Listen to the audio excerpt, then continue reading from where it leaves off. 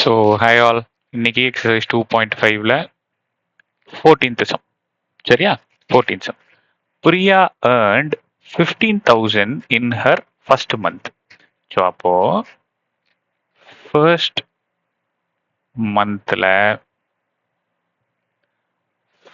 மந்த்ல பிரியா ஏர்ன் பண்ணது எவ்வளோ? ஏர்ன் பண்ணது 15,000. சரி. Thereafter, her salary increased by 1,500 per year. ஒவ்வொரு இயரும். ஓகேவா? அப்போ வந்து இதை மந்த்னு வச்சுக்காம ஃபர்ஸ்ட் இயர்னு வச்சுப்போம். First year. சரியா? அடுத்தது செகண்ட் இயர் எவ்வளோ ஏர்ன் பண்ணியிருப்பாங்க? 1,500 ஜாஸ்தி. அப்போ 1,650. அது 16,500. சாரிப்பா. அடுத்தது தேர்ட் இயர் எவ்வளோ? அகைன் 1,500. புரிஞ்சிக்க முடியுதா? ஒவ்வொரு வருஷமும் அவங்களுக்கு 1,500 இன்க்ரீஸ் ஆகிட்டே போகுது. சரி, அதுக்கடுத்து என்ன சொல்லியிருக்காங்க கொஸ்டின்ல? Her expenses R 13,000 during first month. அப்போ எக்ஸ்பென்ஸ்னா செலவு. சரியா? எக்ஸ்பென்ஸ்னா செலவு. எவ்வளவு செலவு பண்ணிடுறாங்க? 13,000 செலவு பண்ணிடுறாங்க. அப்ப என்ன சொல்றாங்க? Expenses increases by 900 per year. இப்ப இங்க 13,000 எக்ஸ்பென்ஸ் பண்றாங்கன்னா அடுத்த வருஷம் 900 இன்க்ரீஸ் ஆகுது. அப்ப 13,900 இங்க எக்ஸ்பென்ஸ் பண்றாங்க. அப்ப இங்க 14,800 இன்க்ரீஸ் ஆகுது. இதுல இருந்து 900 இன்க்ரீஸ். புரியுதா கண்ணா? இதுல இருந்து 900 இன்க்ரீஸ். இப்போ அவங்க என்ன கேக்குறாங்க?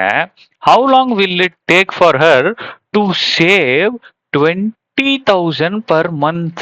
20,000 per month. சார், இங்க சேவிங்ஸ் பத்தியே கொடுக்கலையே. இங்கதான் நீங்க ஒரு விஷயத்த தெரிஞ்சு வச்சுக்கணும். அவங்க சம்பாதிக்கிறது 15,000 ரூபாப்பா, செலவு பண்ணது 13,000. அப்ப மிச்ச காசு தான் எங்க போகும்? அதை நீங்க தான் சேவிங்னு எடுத்துக்கணும். புரியுதா சாமி? இதை நீங்க தான் சேவிங்னு எடுத்துக்கணும். ரைட், போட்டுருவோமா? சம்பாதிச்ச காசு 15,000, செலவு பண்ணது 13,000. அப்ப மிச்சம் எவ்வளவு சாமி இருக்கும்? 2,000. சம்பாதிச்சது 16,500, செலவு பண்ணது 13,900. அப்ப மிச்சம் 2,600. ஓகே. இப்போ இங்க சப்ட்ராக்ட் பண்ணீங்க அப்படின்ட்டுனா 3,200 இருக்கும்.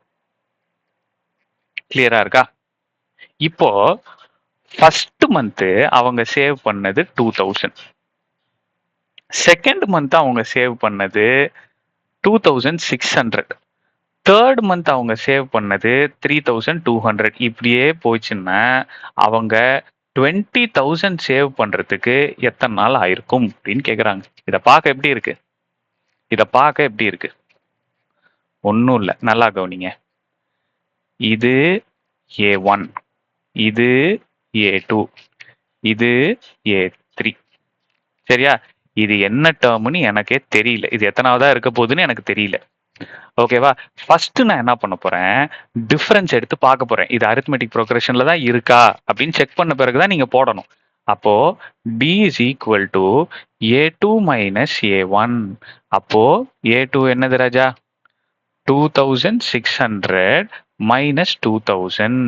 அப்போ 600. முடிஞ்சதா சாமி? அடுத்தது திருப்பி இன்னொன்னும் போட்டு பார்க்கணும். A3 minus A2. அப்போ A3ன்றது 3,200 minus 2,600. அப்போ ஆன்சர் 600. ஸோ இது ரெண்டும் சேமா இருக்கு. அப்போ இது அரித்மெட்டிக் ப்ரோக்ரஷன்ல தான் வருது. அப்போ அரித்மெட்டிக் ப்ரோக்ரஷனுக்கு எனக்கு ஒரு ஃபார்முலா தெரியும். என்ன formula? AN is equal to A plus n minus 1 into D. இதுதான் எனக்கு தெரிஞ்ச ஃபார்முலா. அப்போ AN இருக்கிற இடத்துல 2,000 போட்டு 20,000 போட்டுப்பேன். ஏவோட வேல்யூ என்ன? ஃபர்ஸ்ட் டேர்ம் தானே எனக்கு A. ஸோ அப்போ அது 2,000 பிளஸ் n தான் நான் கண்டுபிடிக்கணும். அது எத்தனாவது டேர்ம் தான் நான் கண்டுபிடிக்கணும். ஸோ d யோட வேல்யூ என்ன? 600. ரைட்டா? இப்போ என்ன பண்ணலாம்?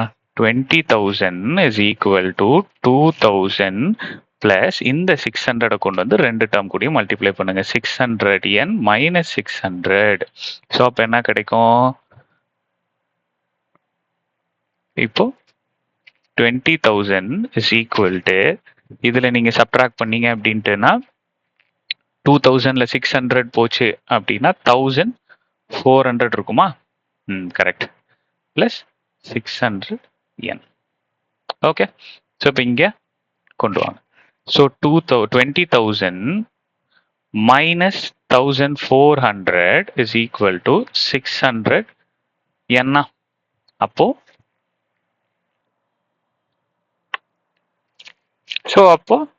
இதுல சப்ட்ராக்ட் பண்ணீங்க அப்படின்ட்டுனா நமக்கு என்ன கிடைக்கும்? 20,000 அதுல 1400 போச்சு அப்படின்ட்டுனா 0 0 இங்க 1. ஸோ 10 6 8 1. ஸோ அப்போ 18,600 கிடைக்கும். Is equal to 600n. So இப்போ நமக்கு என்ன கிடைக்கும்? இந்த மல்டிப்ளிகேஷன்ல இருக்கிற 600 ஈக்குவல் டுக்கு அந்த பக்கம் போச்சு அப்படின்ட்டுனா டிவிஷன்ல போ. Is equal to n. Okay. So இந்த 2 0 கேன்சல், இந்த 2 0 கேன்சல். அடிச்சு கொடுத்தீங்க அப்படின்ட்டுனா 31 times. So n is equal to 31.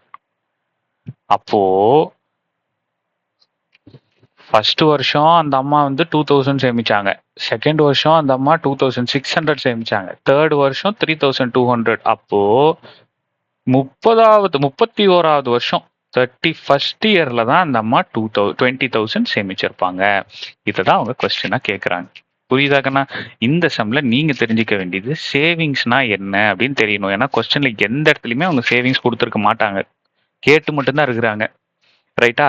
அடுத்தது நீங்களே தெரிஞ்சுக்கணும். ஏர்னிங்ல இருந்து எக்ஸ்பென்ஸை கழிச்சாதான் சேவிங்ஸ் கிடைக்கும் நீங்க தெரிஞ்சுக்கணும். அதுக்கப்புறம் இது அரித்மெட்டிக் ப்ரோக்ரஷன்ல இருக்காங்கிறத டெஸ்ட் பண்ணிக்கோங்க. அதுக்கு டிஃபரன்ஸ் சேமா இருக்கான்னு செக் பண்ணிக்கோங்க. அடுத்தது ஃபார்முலால போட்டு அதை எப்படி எடுக்கணும் அப்படிங்கிறது தெரிஞ்சு வச்சுக்கோங்க. That's all. ஸோ இந்த எக்ஸசைஸ் கம்ப்ளீட் ஆயிடுச்சு. நெக்ஸ்ட் எக்ஸசைஸ்ல பார்ப்போம். தேங்க்யூ.